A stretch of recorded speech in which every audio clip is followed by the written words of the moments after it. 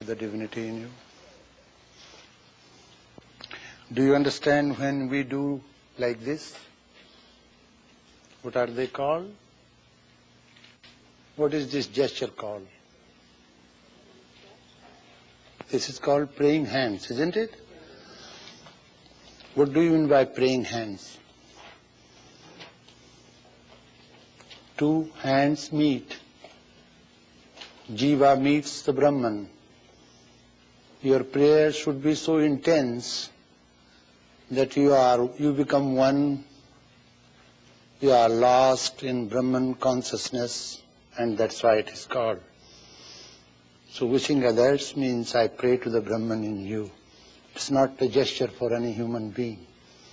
It's a gesture for the Brahman that you see, you know, realize in others. When you start doing this, then you cannot fight with anyone. You cannot hate anyone. You cannot despise anyone. You cannot injure, hurt, kill anyone. That's what it means. Now, few minutes I will give you for questions before I start going to other states of consciousness. Yes. You can understand how selfless service would not create a karmic attachment, but how does it free you from past karmic attachments? Yes. You cannot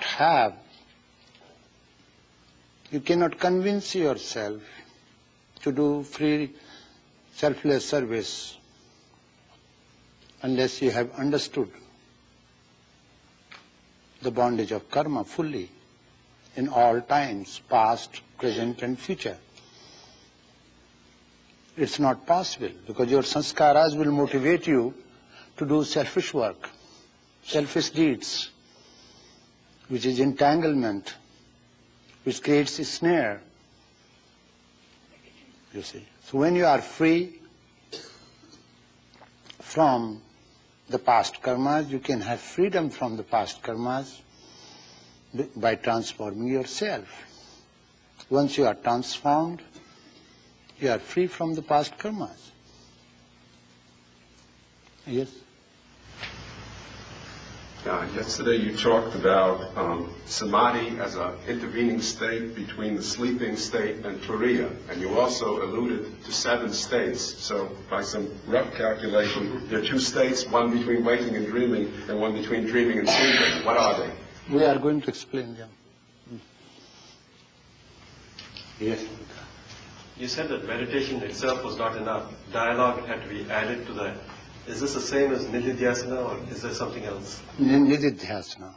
Actual nididhyasana.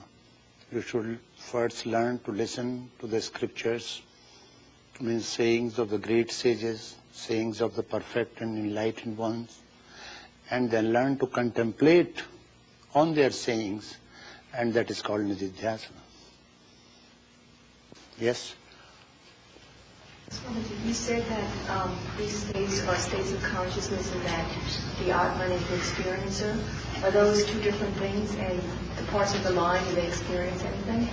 The states of mind are different than the experiences of the consciousness. The experiencer, which I am describing today, is in prajna, deep sleep, that experiences all the states of consciousness. But the states of mind are different than the states of consciousness. They are 2 different things. Yeah. 2 questions. Does Atman have a sense of humor? If you have sense of humor, then it has definitely come from Atman. What place does humor have in our work? Wonderful place.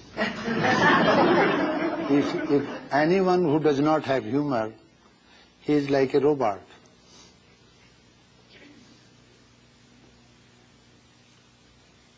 Providence has gifted human being only one thing, and that is called how to smile. You see. And humor is a part of perennial smile. One should learn that. One should learn humor in a pleasant way, not at the cost of others. Humor is a good quality. Socrates had that great humor. You want to know what it was? His wife wanted attention all the time. No, she's not like that.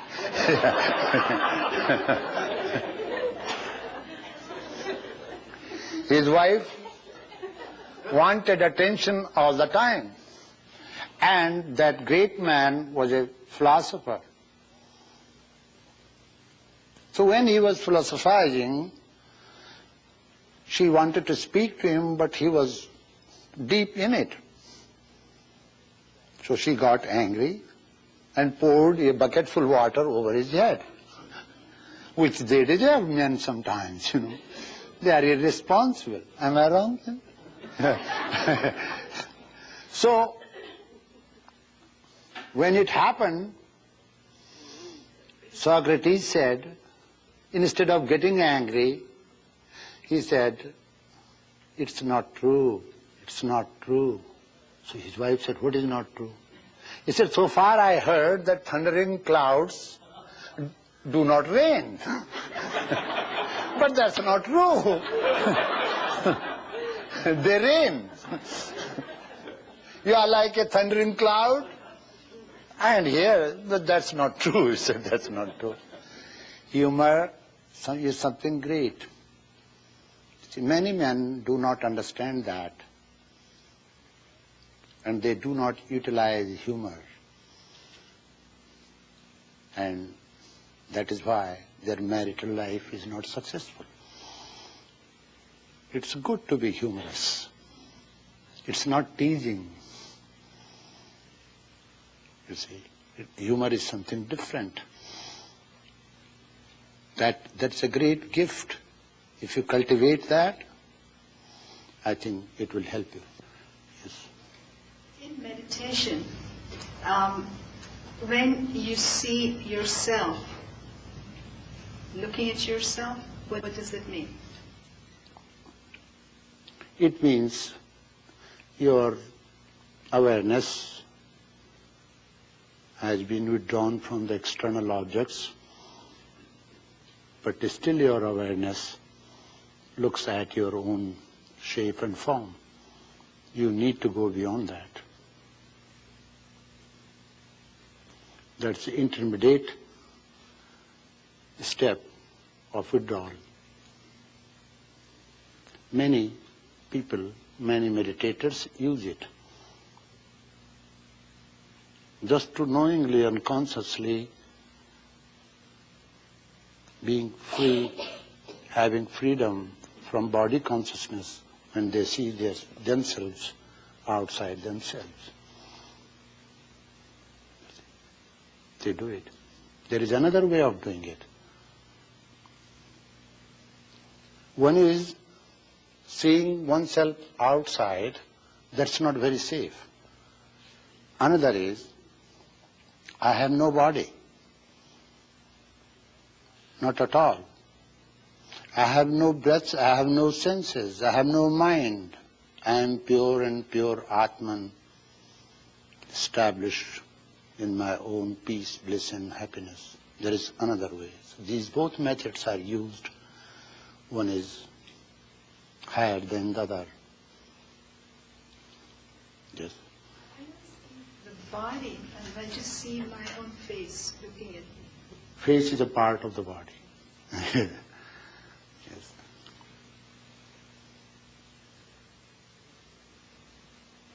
I think I should start the subject matter for today's lecture.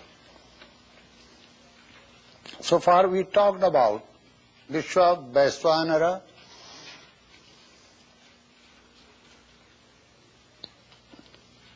waking state with gross objects of the world, their nature, their constant changing nature.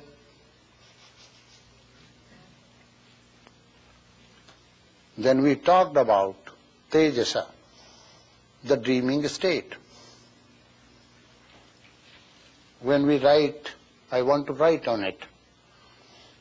Video is being prepared, but I want to write so that I can explain more about it. Essays on the Mandukya Upanishad, that will be my effort. So the book will be ready sometimes in June or July. So I told you that very little portion of mind functions during waking state. And we spend our time and energy in cultivating that portion of mind which remains awake. Which remains awake.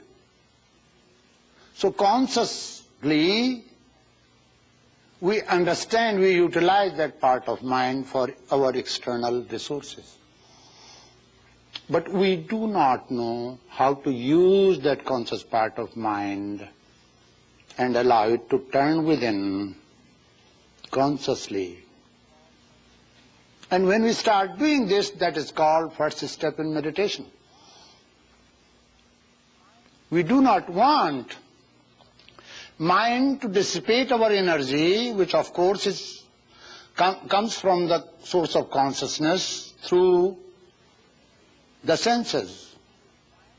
Immediately when you are awake, you will find that your senses gradually become active, and then you become active. All the activities in your body are because of your mind and senses. But all the knowledge in your body is because of the center of consciousness within. A human being is not perfect, remains unsatisfied, remains unfulfilled because he is utilizing very little resources given to him by the providence, by the nature. Now he wants to search for another dimension of life by seeing the nature of the objects of the world in the external world. That is called dreaming state. In dreaming state, you do not deal with the objects, but you deal with the impressions. Those impressions are also valid because they truly represent some objects outside you. So waking state is related to dreaming state. A very close relationship. Again, I want to tell you that anything that you cannot do successfully in the external world, you can successfully do it in your dreaming state. And as far as that dreaming reality is concerned, it's true. So there is dreaming reality. But that dream does not last for a long time. The question of time. This dream, what we call waking dream, this is also a dream. This lasts for some time.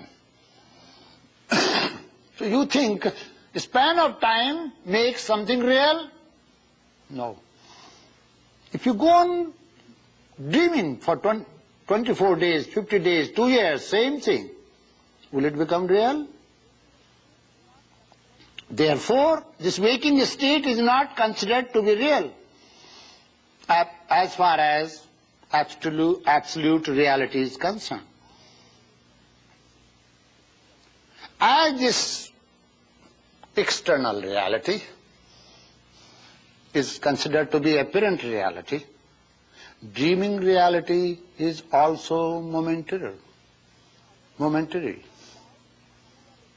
Now let us go and find out another part. I told you there is one more state between sleeping and dreaming, and that is realized and experienced by the meditators. You know, sometimes you do not know. You sat down, suddenly something happens to you, and you touch, you go towards the dimension And after a few minutes, you realize you did not know where you were. You see, you are neither dreaming nor you are brooding on the objects of the world. You go to nothingness. So many gurus, teachers, preceptors say, don't allow your mind to slip. Your mind should be under your control all the time. If you allow your mind to slip like this, then it will form a habit, then mind will be not under your control. It's just like a kite. You are flying, you are just holding the string, but you do not know what has happened to the kite. That unmani state of mind which I talked to yesterday is a sort of discovery. Going to the unknown is just like going through a black hole. You see, no one knows what it is. When the yogis discovered what it is, they call it absent-mindedness. It's not at all productive. They try to understand unmani avastha, that state of mind which leads you to unproductivity, where you cannot become creative, but you just waste your time and energy. So, that unmani avastha should not be brought. That unmani avastha which I was taking can lead your mind to hallucination. Or the hallucinations come in your mind because of that unmani avastha, where you are not attending your object of meditation, focal point. So that is not allowed, because it will lead you, your mind, towards hallucination. Many people, for lack of control and awareness, for lack of understanding what it is, form the habit of hallucination. And when hallucination reaches a point, attains a higher point, then what does it become? It becomes a sickness. And then you say, he or she has habit of hallucination. Hallucinates all the time. Therefore, unmani avastha is not considered to be creative, useful, helpful to the student. The teachers want not to waste their time, students' time, and not to go towards that, for it's not healthy and helpful. Dream interpretation is possible if you try to observe your thought patterns before you go to bed. That is considered to be introspection, inspecting within, not outside, inspecting your imageries, trying to understand what type of images are coming in your mind. You'll find most of the images are relating to those works, duties of yours which you could not accomplish in daytime, or which you have not accomplished many days ago, which you have postponed. So where those impressions are stored, they start coming forward for completion, for your attention. So you can easily see and watch those. Why this particular symbol? There is one difference here. Dream is more symbolic. And you need to interpret symbols. You often see dreams symbolically. You see. If somebody sees a mountain all the time in front of him, you can interpret that you have a desire to attain the highest summit, yet you are not capable of doing that. You have that desire which has dual nature, understands your inabilities and at the same time wants to attain the summit. You can interpret your dreams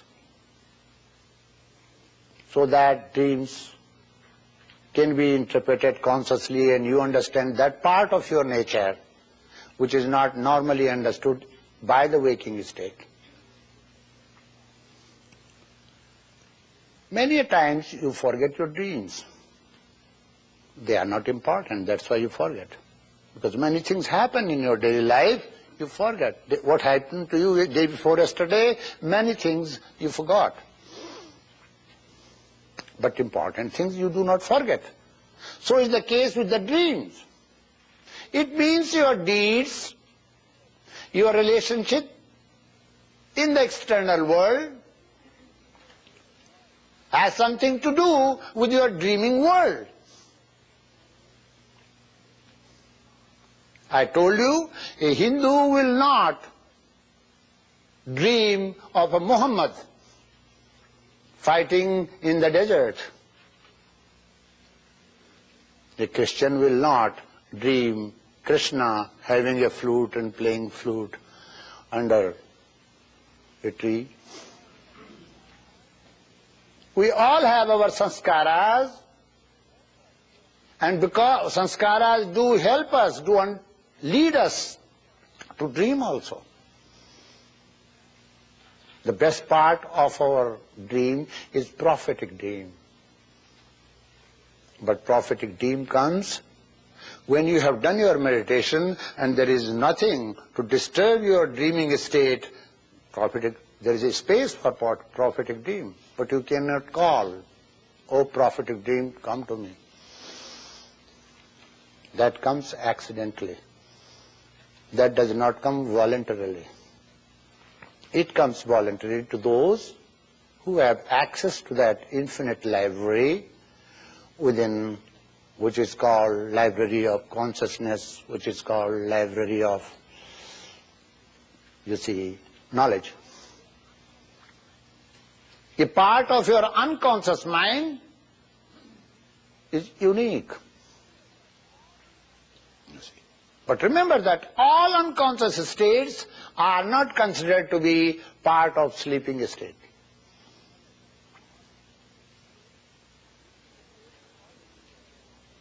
Sleeping state, according to our philosophy and yoga, is considered to be a great productive state.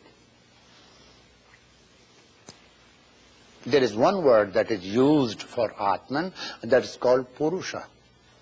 Pur means city, Sah means sleeping. One who is sleeping in the city of life is called Purusha. That which is beyond waking, dreaming, you find in the sleeping state.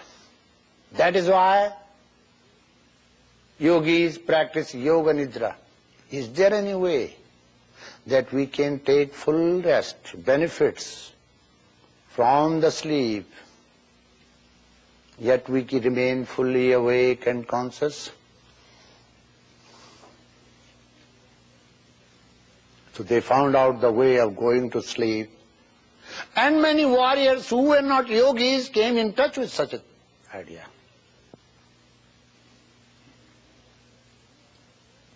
Have you heard a warrior, a great warrior, world-famed warrior, who used to sleep on horseback? Come on. What was his name? Napoleon. Was he a yogi? No. Necessity led him to come in touch with that potential He did not have time to sleep. So he said, this is the best time to take nap. If you study the characters of great wars, sometimes you feel very strange. There was one German, youngest general, who by mistake went to inspect British hospital instead of inspecting German hospital. And when he went over there, when he signed, inspected, during his signature, he found the book was different, written in English. And he was so powerful, no Britishers. His power hypnotized the whole people there, all people there. He understood there while signing that he inspected.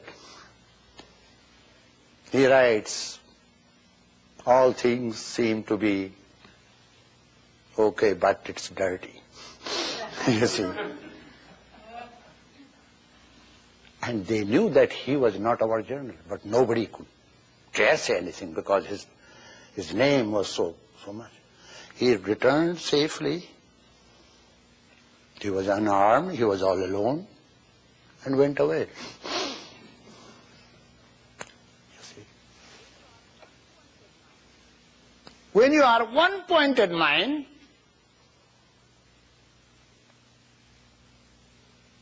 you cannot understand, imagine how much power do you have. What is this? This is called Sankalp Shakti, determination. If your determination leads your mind one-pointedly, you can do that. You have so much power, the power of determination. If you learn to utilize that power of determination, which is called Sankalp Shakti, which is the first thing that is taught, that reminds one to compose oneself before doing any meditation, any rituals, any puja, any prayer, any meditation, any contemplation. First thing the priest will tell you, Sankalp Shakti. In Sankalp Shakti, the priest will lead you to remember your ancients. You come from the tradition of a great sage. So you remember, my ancients were great sages, great seers.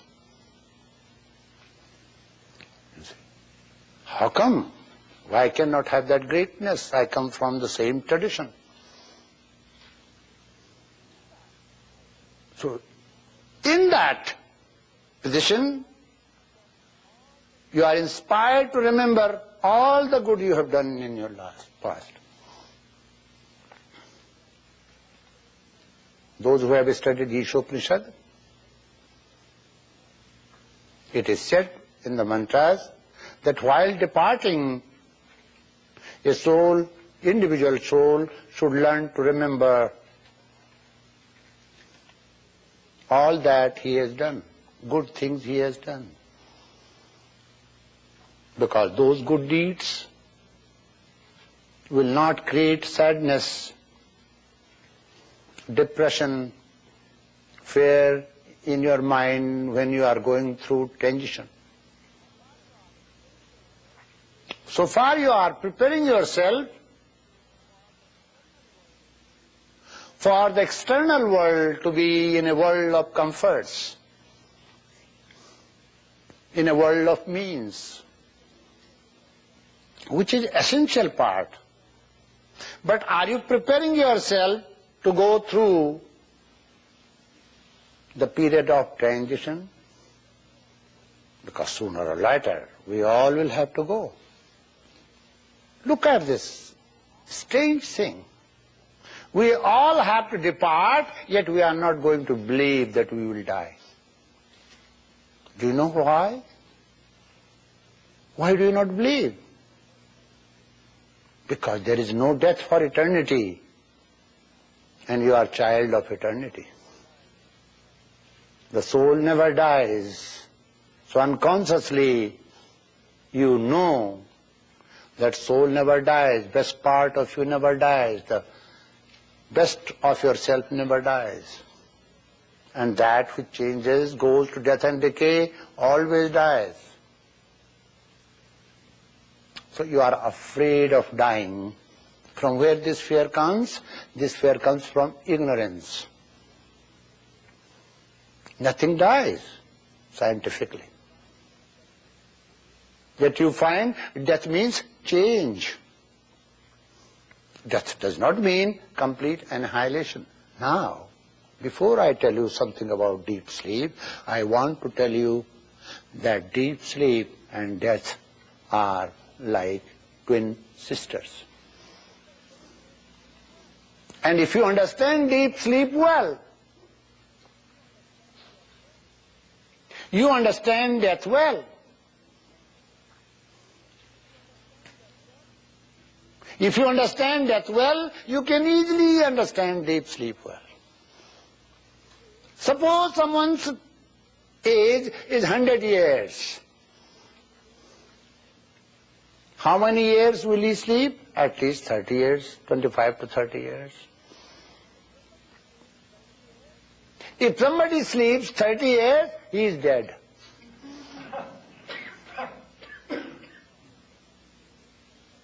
Because he is not dreaming and he is not in waking state. He is in a silent, deep silence.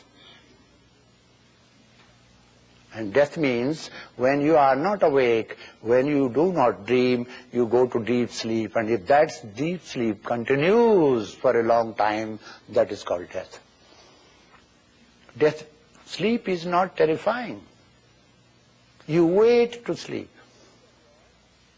Whole day you do your work, and finally you wait for sleeping, because sleeping is comfortable. It gives you comfort. So here the scripture says, it's prajna, enlightening knowledge to understand what sleep is. Where resides great Atman, Ishvara. You see. The dreaming state they call Hiranyagarbha. You see. So you know, if you try to understand what sleep is, you are at the gate, golden gate of light. You at least reach the gateway to enlightenment. Because next step will be Turiya. You see. How to practice that something which is called Yoga Nidra. Few things I would like to. Anybody can practice this. I am talking to you on the basis of the experiments conducted by the yogis. And they have come with certain conclusions, so I am going to put in front of you. They use two postures. Have you ever heard a sleep which is called walking sleep? Have you heard? Is it considered to be a sort of disease? You walk, yet you are not conscious. But I used to do it, but consciously. Whenever I did not have time to sleep, because I assumed many hours of meditation, so I did not have time to sleep. Whenever I walked, I used to sleep. And then walk. But that sleep walk and this walk was different. I was doing it consciously. I started doing practicing it by giving my body complete rest. My mind and brain and nervous system complete rest. Yet I remain fully conscious. I did experiments on it and I used to do recordings. That sleep and that state is very rewarding. What rewards can you get? When Sriharsa, one of the greatest scholars of India, who wrote a book, see the name of the book, how difficult it is, Khandan Khand Khadyam. A layman cannot remember.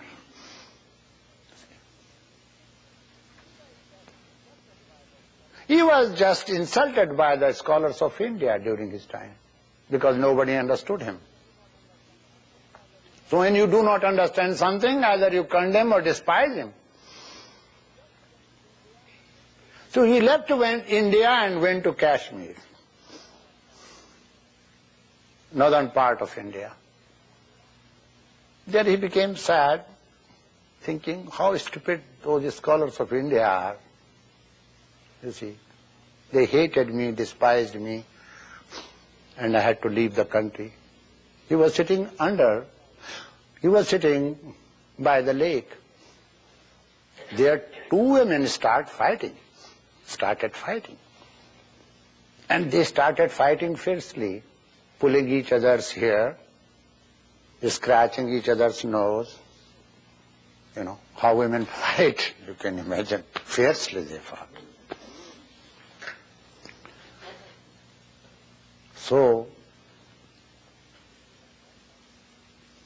they were caught by the police, produced in front of the court, in front of the judge, who was the king of that state. And they caught also him, one who was watching. He said, "Sir, I don't know your language, but I can reproduce what she said and I can also reproduce what she said. But I don't understand what they said. Can you do it?" He said, "Yes." "What's your name?" He said, "My name is Srihars. I'm writer of such and such." So king naturally postponed their judgment for next day and asked the scholars there. They said, "Srihars? If he is Srihars, that's something great for our state. He is here." So people thronged from all over to see and watch him. He exactly reproduced whatever they said, without knowing a single word of Kashmiri language. Why? Because he knew how to get into that state of mind which is little bit lower than samadhi, perfect samadhi, kaivalya samadhi, which can be termed as, you see, dharmek samadhi, but not kaivalya samadhi. And remember everything. You speak Jewish language, you speak German, you speak French. Anything the recording is going on, you will remember. And you can reproduce. You will not forget like you forget few dreams. You can reproduce verbatim in that state. That I termed as sleepless sleep. You are fully conscious, yet you are in deep sleep. What is deep sleep? When you are not aware of the objects of the world, of the waking state, when you do not have any dream, you do not have any content to your mind, if you can empty your mind completely. If you can withdraw the consciousness from the sleeping state, from the dreaming state, from the waking state, then you can attain this. That conscious method of turning inward, which is meditation, when it is fully strengthened,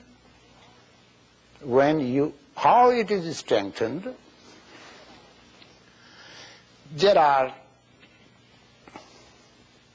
what is this?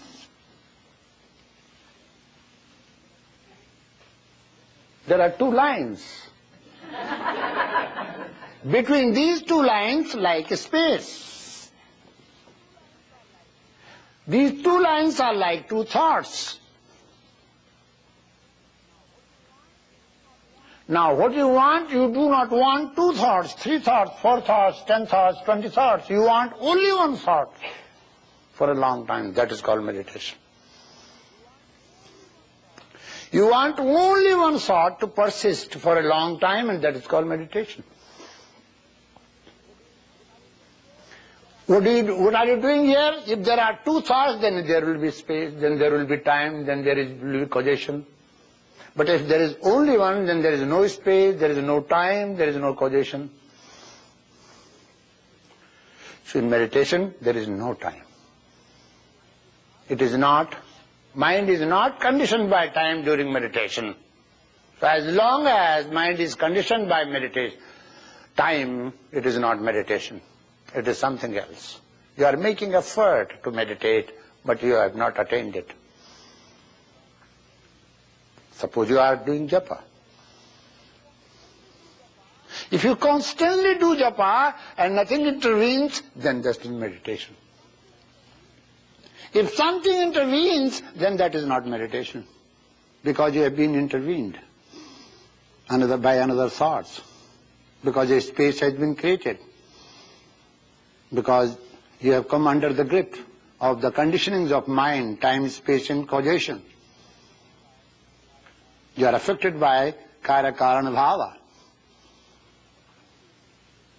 So what do you do in meditation?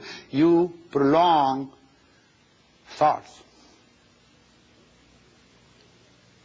Scientifically, now, you can study your mind by studying this method which I am telling you.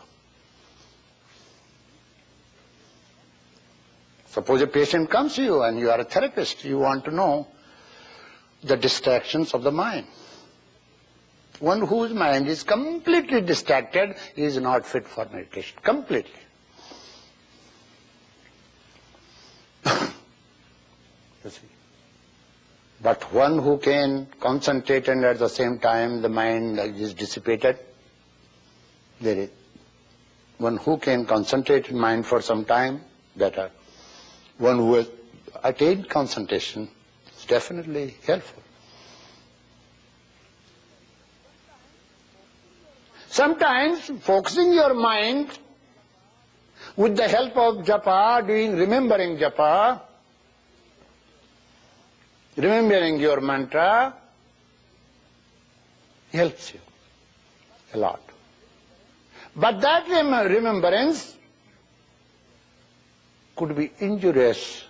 Suppose you are trying to remember your mantra in your breath. And if your breath is being jerky, it might disturb the motion of your lungs, the right vagus nerve, and it will not allow a coordination between your brain and the heart. That's why this scripture said, nothing but Om. Now you can have a graph. In circular graph, you can have breath measurement, you will find difference. Remember any mantra, there will be a jerk in the breath. Breath will become jerky. It will not become smooth. But if you remember Om, there will be no jerk. I'm talking about scientific experimentation. The graph which we have taken. Mantra could be useful mentally and spiritually, but physically it was not useful. So those mantras which are used in the breath are only 2, 3, not more than that. Om and Soham. You see. It doesn't break, distort the breath. You see. Now, suppose I say Om, look at the difference, and concentrate here. The breath will be finer. In layman's case, breath will be short. That's not good. Short breath, shallow breath. But in yogi's interpretation, breath will become fine because he knows he has withdrawn. First he started breathing. You see. Sant Jnaneshwar, one of the greatest yogis, just a few hundred years ago, born in Maharashtra, says this. You catch hold the sting of breath and you can easily go. Finally, from this prana to the other prana.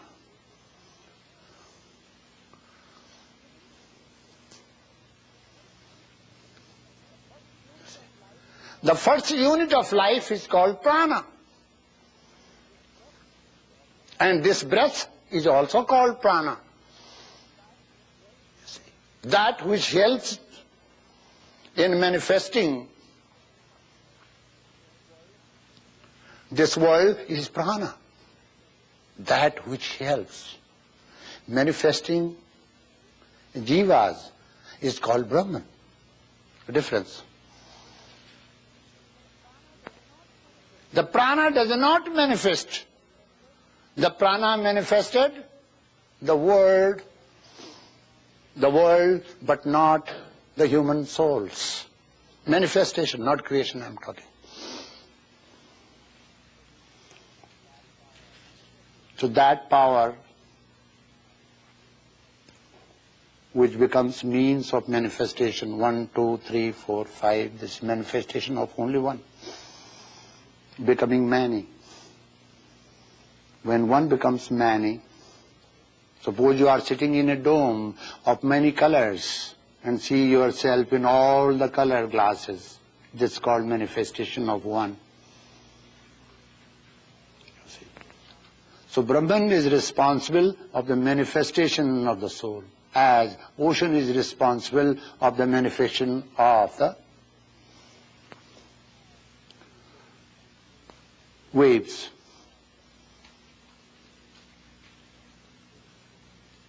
So there is difference. That is, one who manifests, who does not manifest, who cannot manifest, the jivas or the individual souls is also called Maya. Therefore, prana and Maya are one and the same, but the original prana, not the prana we are inhaling and exhaling. What is the relation of this prana with that prana, original prana that manifested the world? There is a relationship.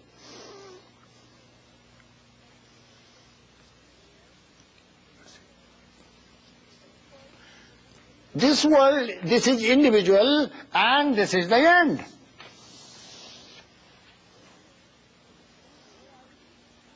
Where are we? We are one end of the reality, this another end is called absolute truth. So absolute truth is one end and individual self is another end. If you make it like this, what do you become? You are one. You cannot be ever separated from the reality. Have you seen in all tradition there is a tradition of exchanging ring? When you are wedded, what is that? Two ends of the metal are put together, make one. And that is called ring. Jiva and Brahman are made one, united one. That is called yoga. That unification is called yoga. So what is marriage? Marriage is a part of yoga. You see, where individual soul is made aware of the reality that your ultimate goal is to become one with the reality, and here, in him or in her, is that, not far away. So, we see that one thought continue, we voluntarily continue, we consciously continue one thought. And that is called pure concentration. How that one thought will continue? If something is very impressive, loving to the mind, with full leading to the mind, then mind likes to flow that way. Because mind means energy, energy has made many grooves on the brain, and mind flows to the grooves of habit patterns. What are you trying to do? You are consciously trying to make a new groove so that the old grooves, mind drops the old grooves and start flowing to the channel, through that channel which you have made and groove you have made for your mind. It's a new training program for the mind. So I am coming to the point. When you are doing japa, either you should do mentally and don't get involved in your breath japa. Don't synchronize your breath with the japa. It could be injurious physically if you do not understand the anatomy fully. Because if you do something short and rapidly, you see, Om could be expanded, Ram could be expanded. But what are you doing? You are doing japa. You see, you think that by doing fast, you are doing something great. No, you are injuring yourself in a way by rapidly breathing. And if rat rapidly breathes, dog rapidly breathes, how does he live for a long time? Doesn't live. That's why breath comes first before you use your mantra and meditation. Don't misuse your mantra. There is nothing wrong with your mantra. Mantra means a word, a syllable, a set of words which will help your mind, liberate your mind if you learn to use it. So mantra is different from its technique of applying the mantra. When you sit down, immediately you start remembering your mantra. Yes, remembering is very good. Is it affecting your breath adversely? Why do you say when you go meditate, just calm down first? Why do you say grace before you eat your food? Calming down. Calming down means what? If you are rapidly breathing, you are not calmed down. Calmness has something to do with your breath. As long as your breath is not serene, how can you calm down? Not possible. That is why before you meditate, you learn to breathe in a way so that your breath is calm. Now, that calmness does not last for a long time. Is there any other way? Yes. There is another way that is called Sushumna application. Is there any artist here who can draw a human being? Just draw. Come. No one, otherwise I am going to draw myself.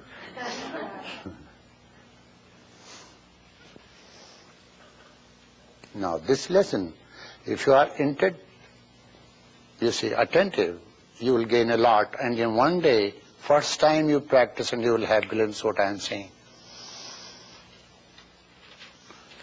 If I say 2 and 2 make 5, you might out of reverence don't say anything, but you know it's a foolish thing. But this is something that has been experimented.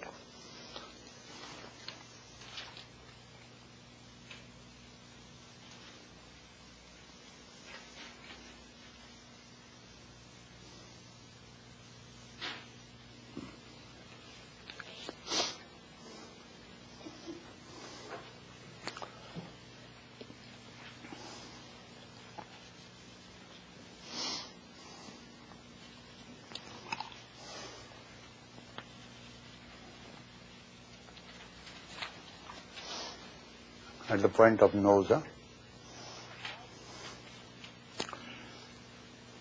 How before meditation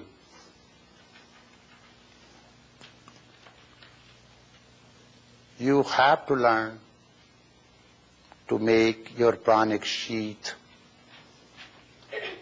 to make your prana serene. If you are able to do that, then you will find your sushumna will be awakened. In a scientific way, sushumna awakening is very important. Sushumna awakening means you have 3 channels of the energy. One channel of energy flows through your left nostril. Another channel of energy flows through your right. And experiments have been conducted in many of the universities that the flow through right nostril will give hot air because electric potentials are entirely different, their nature is different. And electric potentials flowing from left nostrils are entirely different. You can usually change whenever you want by concentrating on this. Suppose this left nostril of mine is closed. You see. Why I am putting it so that you understand. And now, if I concentrate on this, it will start flowing. Any nostril that is blocked can be made active by concentration on it. It means concentration activates your system, makes any part of the body active. Many of you complain, and I have a diary in which I mention this. If you think of the sex all the time, during meditation, you can become a maniac. Because you are thinking about the sex all the time. And you are concentrating nothing but sex. So concentration activates. Through concentration, a paralyzed part can be cured if you concentrate. What is this biofeedback system? Biofeedback system is based on the concentration. Suppose something happened to this part. If I concentrate on this part, there will be good blood flow. Concentration can cure blocked arteries.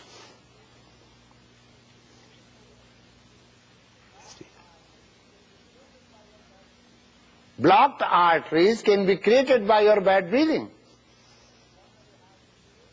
Shallow breathing. Coronary heart diseases have something to do with your shallow breathing. What the yogis do, if you want to go through shortcut, you can go through shortcut. For Westerners, shortcut suits. No, because they are not trained from the very beginning to sit on the floor to lead that way of accomplishing perfect pose, I am leading through a shortcut. I told you, shortest cut is just to cut your ego, nothing higher than that. But how to do it is very difficult. This shortcut will lead you. You lie down in this posture, two limbs are not uniting, and this is called savasana, corpse pose. Now, suppose you are in this pose and I say, hello, how are you? You say, fine. Then you are not like a corpse.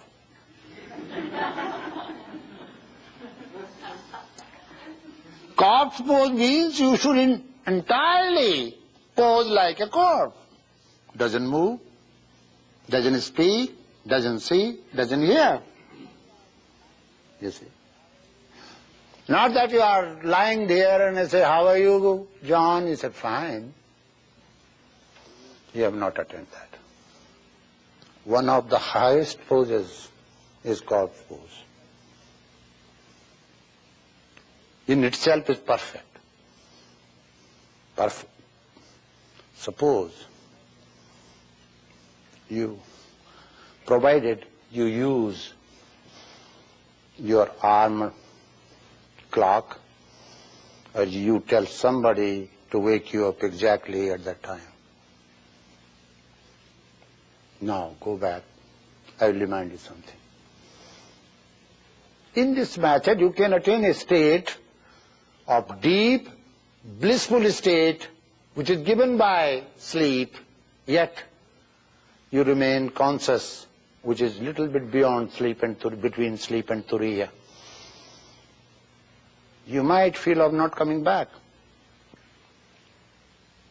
The method that you can use on yourself, the same you can use on others, is scientific method. If you do not misuse it, you can go ahead.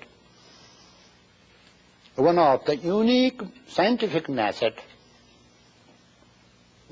that use. I want someone, Prakash, to come over here, become so that I will not do anything. So don't.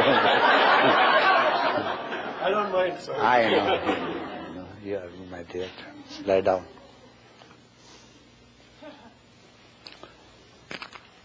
In this method, this is a unique method which will help you, deepening your meditation. Very few people are there whom this posture does not suit, but most of the people, because everyone likes to lie down, you see. There are two obstacles in this posture, lie down. You might urinate. It can happen if your bladder has lost its power of conduction. One thing. You might go to sleep. That is why Shankaracharya, other yogis did not recommend this.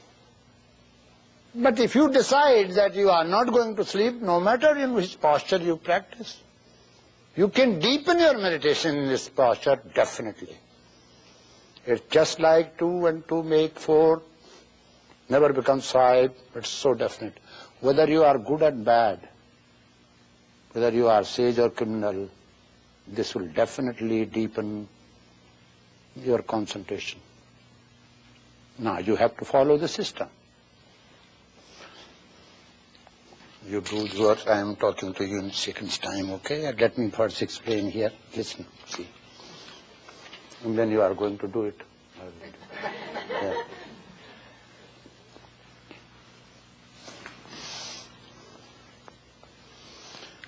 You inhale.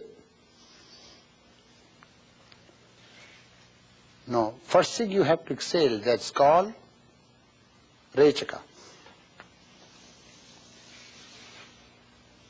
You see. You can go far beyond. Let you flow your mind with the flow of your breath. Because they are the greatest friend in the world. No one can attain such a good friendship like mind and breath.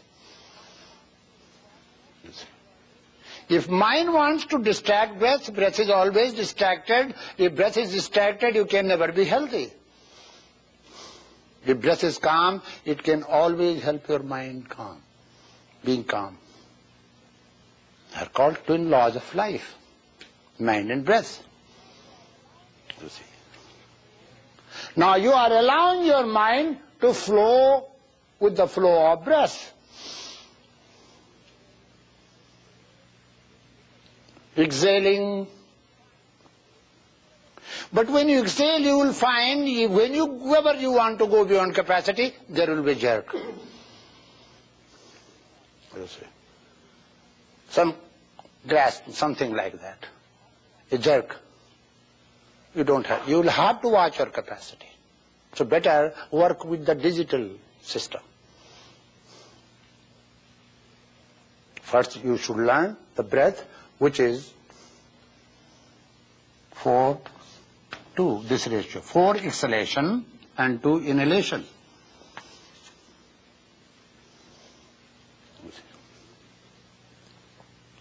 Slowly you increase it. This is not your ratio. This is the ratio of the dog I have picked up. I am just giving you a formula. 8 and 4 will be better to start with. Anybody who has got any respiratory problem or any emotional problem can be nipped by this method. Very therapeutic mentally and for the breath. Very good for heart, nervous system and brain. If your memory will improve if you follow this method. You see. 8 to 4 to start with. 8 exhalation, 4 inhalation. I am bypassing all the exercises, Nadi Shodhanam, channel purification, other exercises, Bahya Kumbhaka, Antar Kumbhaka, Plavani, I am bypassing that. This will help in establishing this. This is called emergency breathing exercise. You can do it anywhere in the plane also. You have to be still when you do it, that's all. You cannot do it while walking this exercise. You have to be either sitting or standing or lying in a position. Don't do it while standing, you might fall. So lie down in Shavasana, using always a pillow, little bit pillow. Otherwise sometimes Urdhva, the gastric problem, apana, creates disturbance. Apana does not mean Justin, but creates a disturbance. You see. Upward traveling of the apana. Used up gas should not disturb you. Okay. So, you are inhaling and exhaling from this point.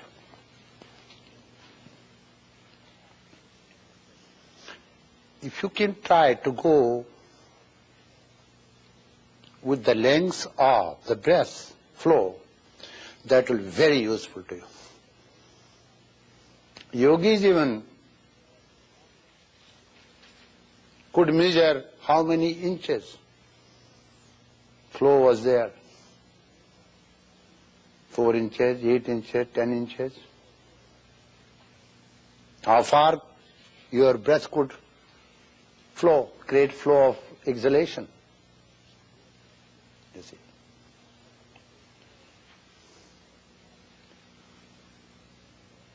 So you are exhaling. Let your mind follow. What happens? From where? Where does it go? Where this stream of flow of exhalation goes? You will find being in a pool, and that stream becoming one with the pool. Now you want to inhale. From where are you inhaling? You are not inhaling from here. There's something very mysterious. From where are you inhaling? Who is giving you life breath? We all are dependent here. We take different foods, we have different thoughts, but we have only one ear to inhale. There is only one proprietor that is giving us air to inhale. It means there is only one proprietor of your body. Where is it? This Upanishad says, it's in prajna.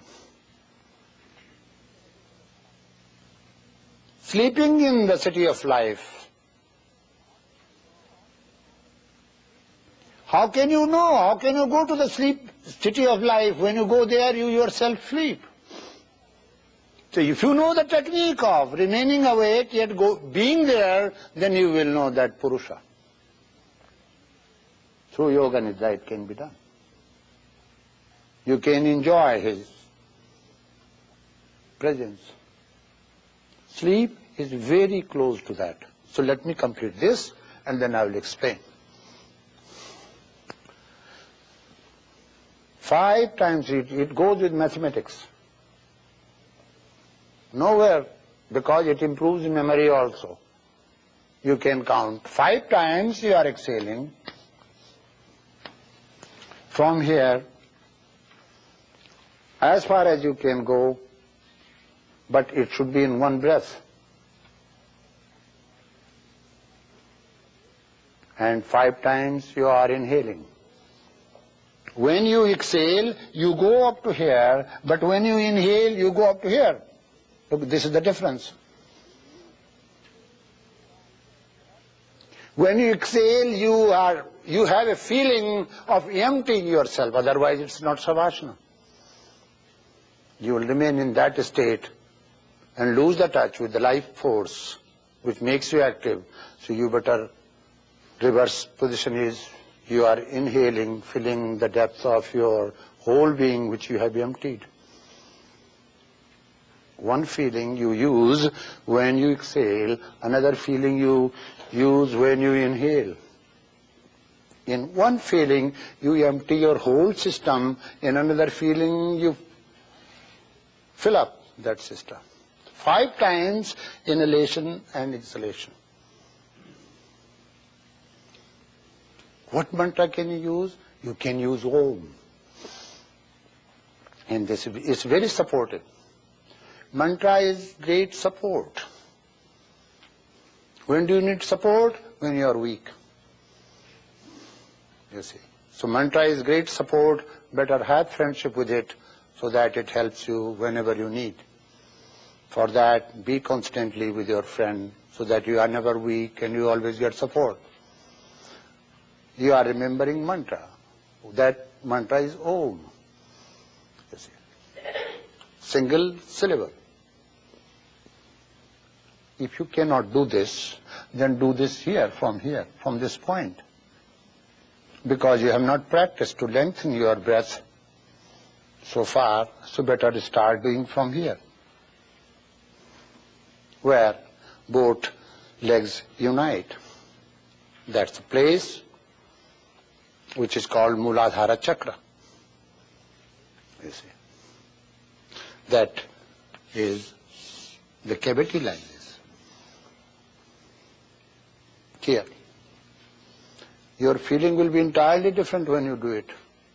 No matter how much meditation you have done it, you will be transported into a different realm when you start doing this. So if you have not done practice, better start up to here first. After a month or 2, you can do this.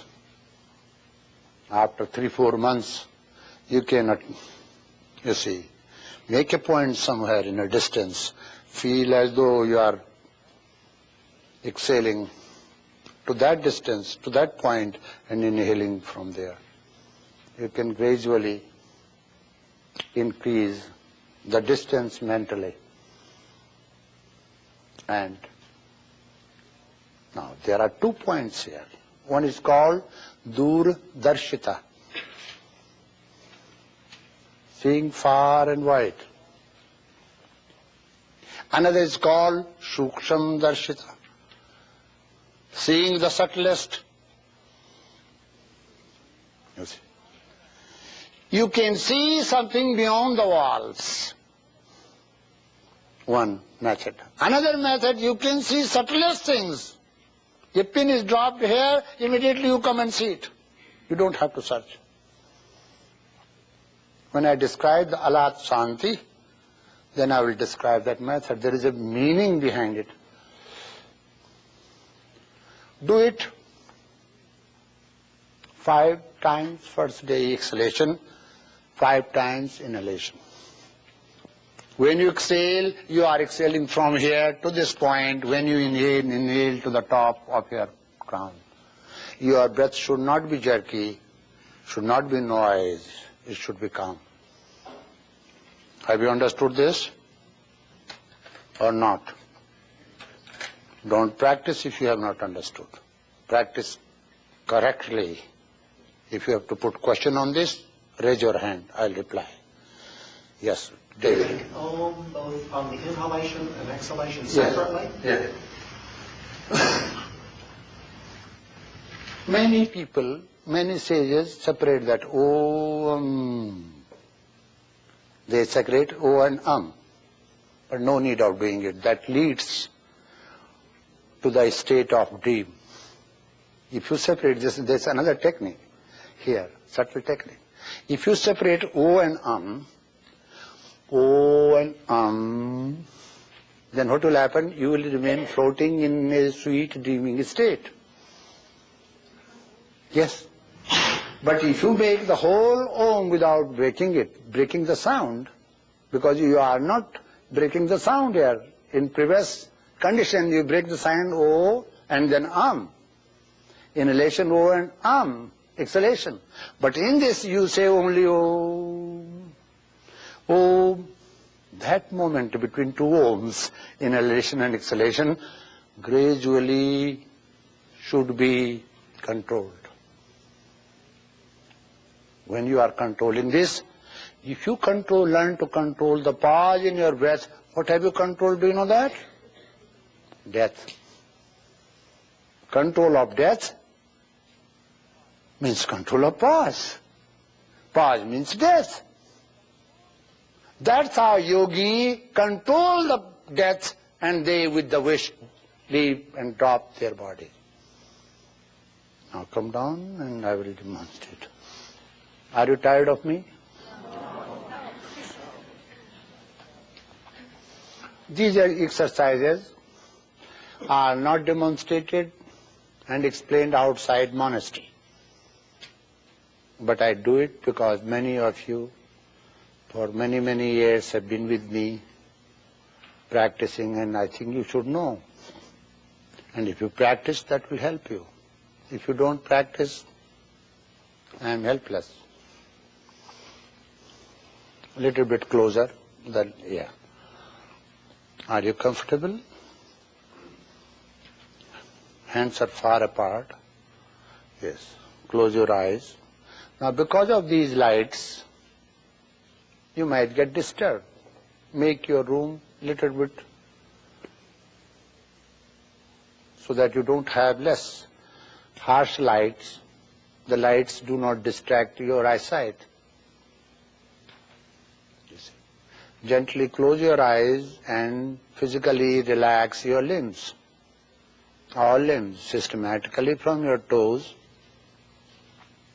upwards to your head, and again come down. Just as a physical relaxing.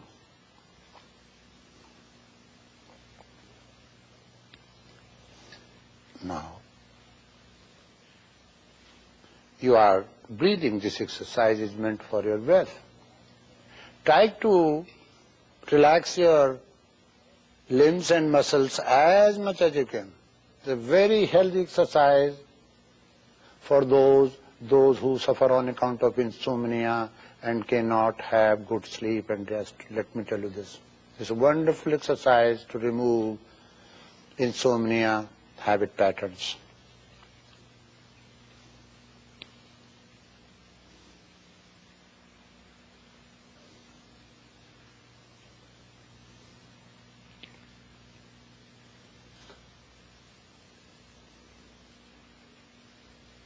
Now,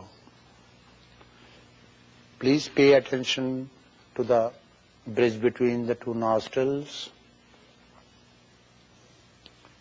Learn to exhale the point between these two up to this.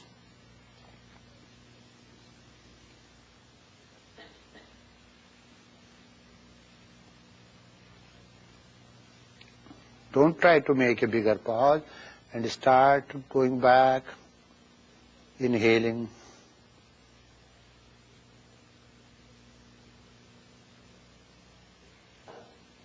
When you go to the crown of your head, don't create a pause, try to reduce it, come back to the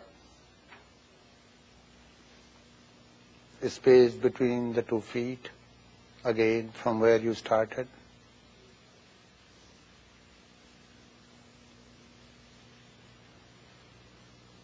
First time you start from here, then you go here, then second time you start from here to here. Now include that feeling that you are emptying your body when you are exhaling.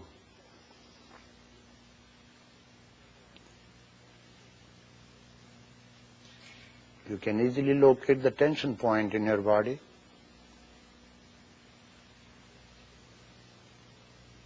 Now, include the feeling that you are filling up the depth of your being from the energy received from the cosmos. This time you have to go far with the help of your breath stream. That stream of breath which you are exhaling, please go with it. See how far can you go?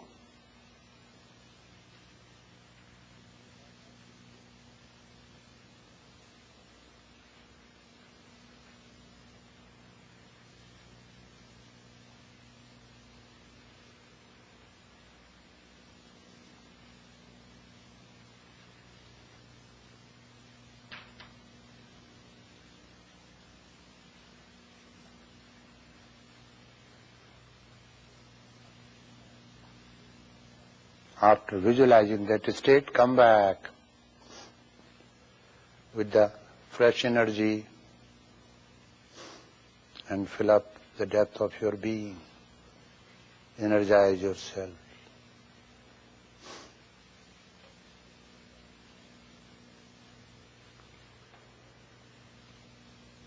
Every time you go, you have to make little bit advance on the path with the help of the stream of your breath. Perhaps you will find a new vision. Perhaps you will find something new.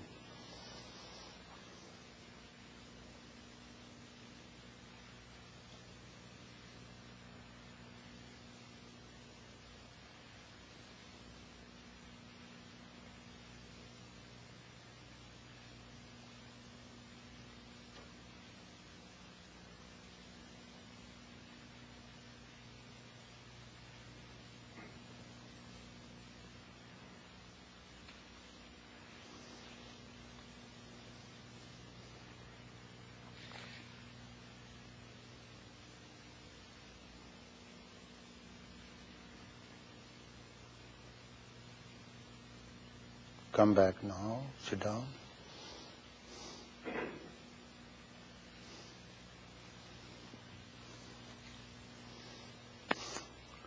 I want you to practice this.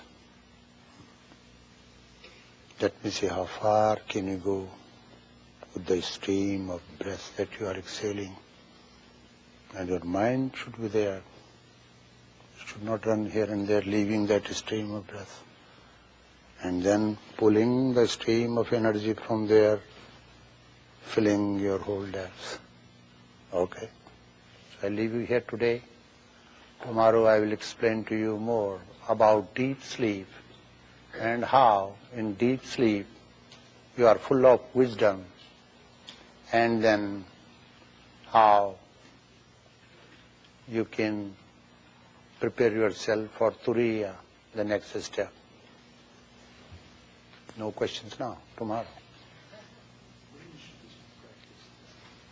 When you are not tired, when you are not going to sleep, when your tummy is not a pantry, when you are not very hungry, when you are not eaten. Anytime you can do it, but it should not be done for sleep. Are you enjoying your seminar? This is a very therapeutic technique, very good technique. But what happens? Habits, engagements, desires break that something which is called persistence. When doctor says, use this medicine for 10 days, how does he know that in 10 days' time you will be all right? It means he has done experiments before with the drug. So is the case with this science. If you persist for some time, I can tell you, after so many days, this is going to happen. After so many days, this is going to happen. But if you do not do, just only know, knowing is not knowledge. I hope you practice, help yourself. Peace, peace, peace.